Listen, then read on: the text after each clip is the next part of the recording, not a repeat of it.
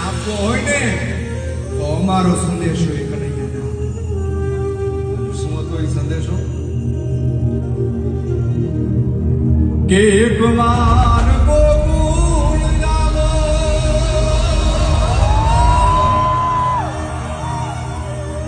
અને માતાજીને મોઢે થાવો. એક વાર તો હાલ બાપ, એક વાર તો તારું મોઢું દેખાડી જા. એક વાર ગોકુળ